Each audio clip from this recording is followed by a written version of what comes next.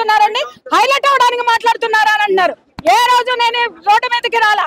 నిజంగా చెప్తున్నా, రోజు రోజుకి దేవాలయాల మీద, హిందూ మహిళల మీద ఎలాంటి అఘాయిత్యాలు జరిగినా జడ పదార్థంలాగా ఉన్నటువంటి ఈ ప్రభుత్వాన్ని కళ్ళ చొక్క పట్టుకున్నారు. నాలాంటి వాళ్ళు కూడా బయటకు వస్తుంటే ఏం మాట్లాడుతున్నారు ప్రభుత్వ అధికారులు? హైలైట్ అవడం కోసం వస్తున్నారా? ఈ పోడిగాళ్ళు చెప్తున్నాను కదా, ఈ ప్రభుత్వాలు కాదు, ప్రజా ప్రతినిధులందరికీ సిగ్గు లేదు. ఒక ఆలయాన్ని కూల్చిపడేస్తే కనీసం అమ్మవారిని చూడడానికి వస్తే ఇక్కడున్న ప్రభుత్వ అధికారులు అడ్డుకోవడమే కాక, పోలీసులు అడ్డుకోవడమే కాక, కనీసం మహిళల్ని పంపించండి అని నేను రిక్వెస్ట్ చేస్తే ఎంత హీనంగా ఏసీపీ మాట్లాడతారండి. హైలైట్ అవడం కోసం వచ్చావా అన్నాడు. అరే, నాకు హైలైట్ వీళ్ళు ఇస్తే వచ్చిందా, లేకపోతే ఈ గుడి దగ్గరికి వస్తే వచ్చిందా? నాకు ఉన్నటువంటి కడుపు మంట ఈ గుడి దగ్గరికి రావడానికి తీసింది. హిందూ మహిళల గురించి మాట్లాడితే ఎవడు మాట్లాడలేదు. హిందూ మహిళలు అవమానపరుస్తుంటే మాట్లాడలేదు. ఇతర మతాలు అవమానిస్తుంటే మాట్లాడలేదు. హిందూ స్త్రీ అంత అగౌరవమా, అంత చేతగానిదా, అంత పనికిరానిదా? ఏమనుకుంటున్నారు? ఇవాళ అమ్మవారిని కూల్చారు, రేపు పొద్దున భారతీయ మహిళకి రక్షణ ఎక్కడుంది ఈ ప్రభుత్వంలో? ఇది నేను ప్రశ్నిస్తున్నా.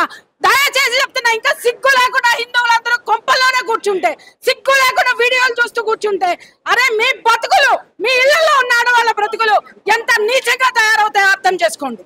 ఇంతకుముందు అంటే ఏవైతే జరుగుతున్న ఘటనలు ఉన్నాయో వాటిలో వాళ్ళు పిచ్చోలు చేస్తారు, వాళ్ళు చేస్తారు. ఇక్కడ గవర్నమెంట్ అధికారులు చేస్తారు. వీళ్ళందరూ పిచ్చోళ్ళ కింద లోపల పెట్టాలండి. ఇది ఒక పిచ్చి వాళ్ళ ట్యాగ్ చేశారు. మరి దీని మీదకి ఏమైనా సమాధానం చెప్తారు? అడిగే మగాడు అసెంబ్లీలో ఎవరైనా ఉన్నాడా ఈ సంఘటన గురించి? అరే, భూలక్ష్మమ్మ గుడి విగ్రహాన్ని ధ్వంసం చేశారు, ముచ్చాలమ్మ గుడి విగ్రహాన్ని ధ్వంసం చేశారు. ఎవడ్రా చేశాడు అంటే పిచ్చోళ్ళు అన్నారు.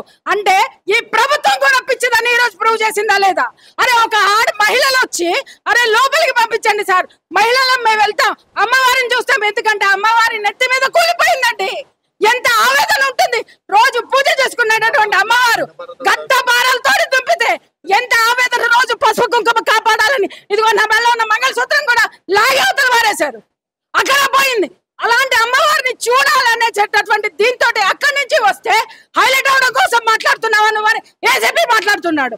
అంటే ఇవాళ ఒక హిందూ స్త్రీకి ఇచ్చినటువంటి గౌరవం ఇదే ఏ మతంలోనే ఉన్నటువంటి మహిళ రోడ్డు మీదకి వస్తే మాట్లాడే దమ్మై పోలీసులకుందా, మాట్లాడే దమ్మై ప్రభుత్వాలకుందా?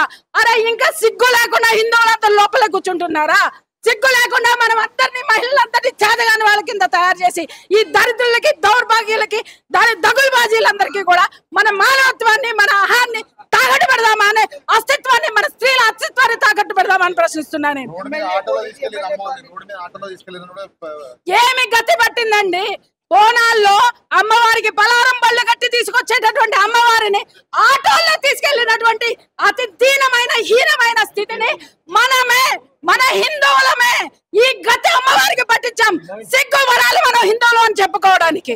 నిజంగా సిగ్గుపడాలి. పసుపు కుంకుమ కాపాడేటటువంటి అమ్మవారికే గతి లేదంటే రేపు పొద్దున నీ పసుపు కుంకాలకి ఏం గ్యారంటీ ఉంటుంది? ఇవాళ పోలీసులు ఎంత దౌర్జన్యంగా మాట్లాడారు, ఎంత హేళనగా మాట్లాడారు. నేను ఒక హిందూ స్త్రీ ప్రతినిధిగా నేను ఇక్కడికి వచ్చాను. అరే, ఆడవాళ్ళని పంపించండి అని మాట్లాడితే ఎంత ఘోరంగా మాట్లాడారు. మరి అమ్మవారిని ఏ స్థితిలో పలుగులు పెట్టి కొట్టి ఉండుంటారు? ఒక్కసారి జాగో హిందూ. ఎమ్మెల్యే కాలనీ అని ఇక్కడ ప్రజాప్రతినిధులు ఇక్కడ దగ్గరలోనే ఉంటారు, ఎవరు కూడా స్పందించట్లేదు. ఎలా చూస్తాం? వాళ్ళు మనుషులైతే కదా సార్, ఓట్లు దండుకుని కూర్చున్నటువంటి మూర్ఖులు, దగులుబాజీల్ని ఎందుకున్నంత కాలం మన బతుకులు ఇలాగే ఉంటాయి. ఇలాంటి ప్రభుత్వాల్ని, మూఢతో ఉన్నటువంటి ప్రభుత్వాల్ని, దిక్కుమాల సెక్యులరిజం అని మాట్లాడి హిందువుల్ని తాకట్టు పెట్టేటటువంటి ప్రభుత్వాల్ని, కూల్చేటటువంటి ప్రభుత్వాల్ని తెగ నరికే రోజు ఎప్పుడు వస్తుందో, ఎవరైతే ముందుకు వస్తాడో అప్పుడే బాగుపడుతుంది భారతదేశం.